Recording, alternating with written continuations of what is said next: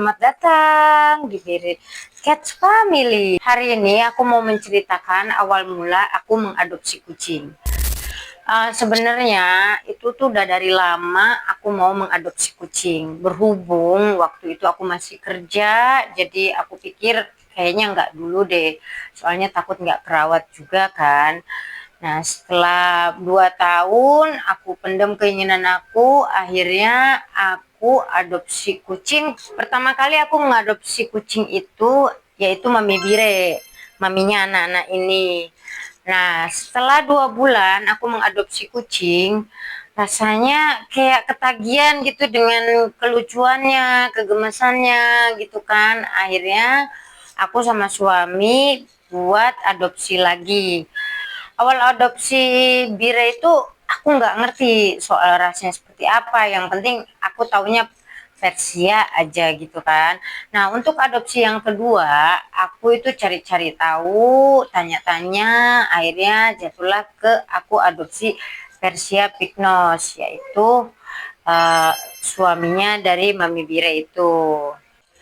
Setelah mengadopsi Bire sama Broto, selang 6 bulan akhirnya mereka kawin. Lahirlah generasi pertama dari keluarga Bire Cats Family. Itu kakak-kakaknya ini. Sebenarnya sih nggak pengen dilepas waktu itu, tapi karena terkendala keadaan juga, akhirnya dengan sangat terpaksa aku melepas mereka semua. Enggak hanya anak-anaknya aja, sebenarnya ada penyesalan di situ karena aku harus melepas Broto juga. Tapi posisinya itu Mami Birenya itu lagi hamil dan lahirlah geng uget-uget ini, generasi kedua dari Bire Cats Family. Untuk generasi kedua ini sama seperti generasi pertama. Cuman kalau yang pertama itu lahirnya itu 5, tapi meninggal 1 itu di saat pas baru lahir. Tapi ini kejadiannya ini yang bikin aku ngerasa down, ngerasa sedikit ada penyesalan ya di sini ya.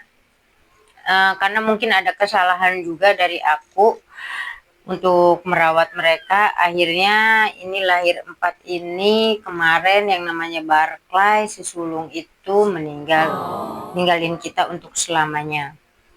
Di sini aku mau ngasih tahu ya, mungkin ada perbedaan pendapat ya, tapi menurut aku dengan kejadian kepergiannya Barclay kemarin itu bikin aku ngerasa bersalah, menyesal. Mungkin untuk cat lover semuanya bisa dipertimbangkan lagi kalau misalkan masih kecil banget gitu kan.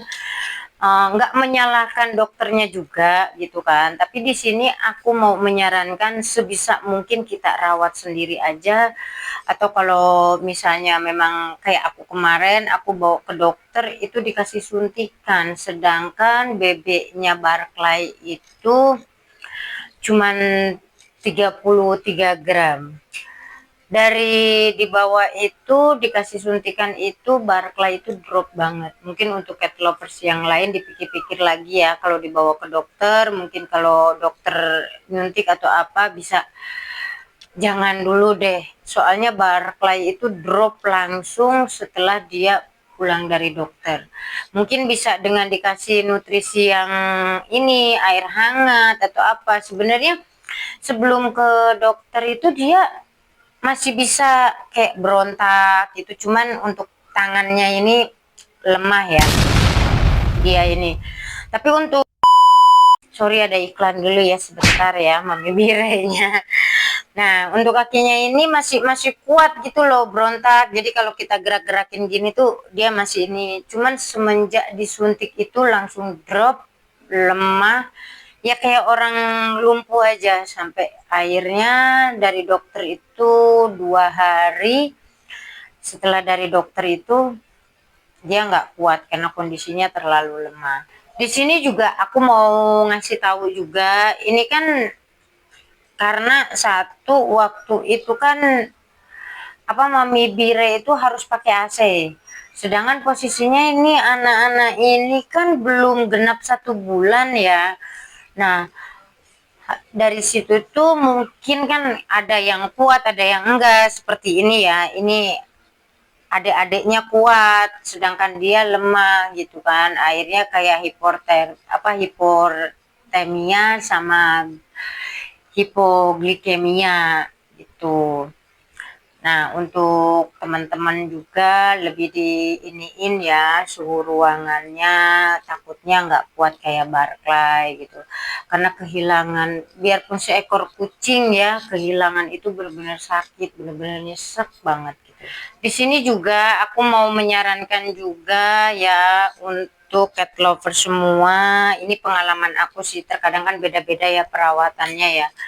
Ya, untuk perawatan bisa tiap hari itu kita bersihkan aja gitu, cukup bersihkan aja. Terus untuk di umur 3 minggu kita coba kasih empasi yang apa, dikasih air ya, dilarutkan air gitu kan, untuk mencoba mereka udah bisa apa belum gitu kan.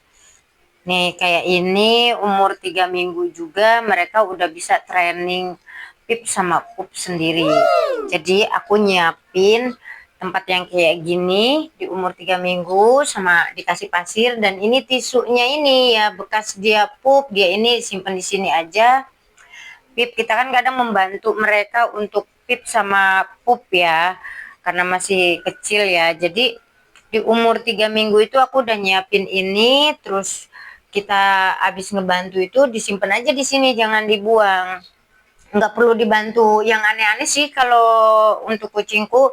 Jadi nanti kalau habis makan gitu itu kita simpan aja di sini, jadi dia akan dengan sendirinya terbiasa. Jadi di umur 25 hari itu mereka udah pinter pip sendiri, pup sendiri. Tapi kita juga harus bisa ini ya. Jadi kalau misalnya nggak di kandang itu kita harus apa yang namanya nyiapin di dekatnya dia tempat bermain. Terus kita juga harus lebih peka kalau misalkan dia bersuara ngeong-ngeong, kita harus tahu ini tandanya kan. Kucing itu kalau ngeong-ngeong itu tanda lapar, kalau enggak pengen pip atau pengen pup. Jadi aku simpan di sini dan alhamdulillah mereka udah pada mandiri untuk pip dan pup sendiri gitu. Jadi nggak susah-susah gitu, nggak. Kalau untuk aku ya mereka jadi nanti dengan naluri mereka sendiri, dia kalau habis ini gini-gini juga sendiri kok. Aku tuh 2 generasi nggak ngajarin mereka gitu, cuman bekasnya simpen sini udah, ininya gini udah.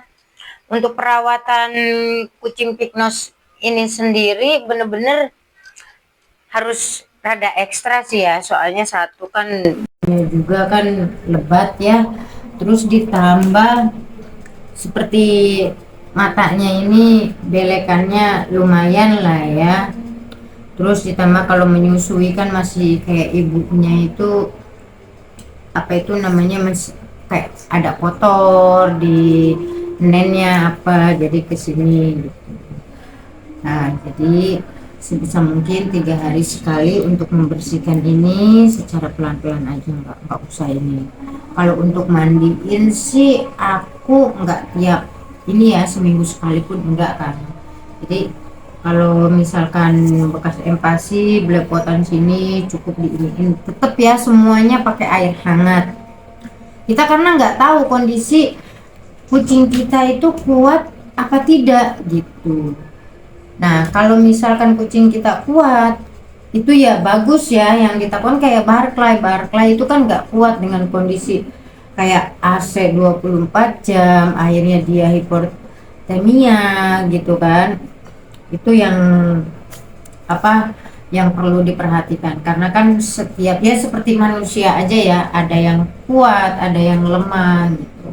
Untuk video kali ini segitu aja, semoga bermanfaat videonya, dan untuk kelanjutannya mungkin pembahasan apa lagi ya, apa yang mau dibahas kan seputar dunia kucing, nanti bisa di kolom komentar ya. Kalau suka dengan videonya, di like, subscribe, jangan lupa di share ya, biar akunnya geng uget-uget ini bisa berkembang.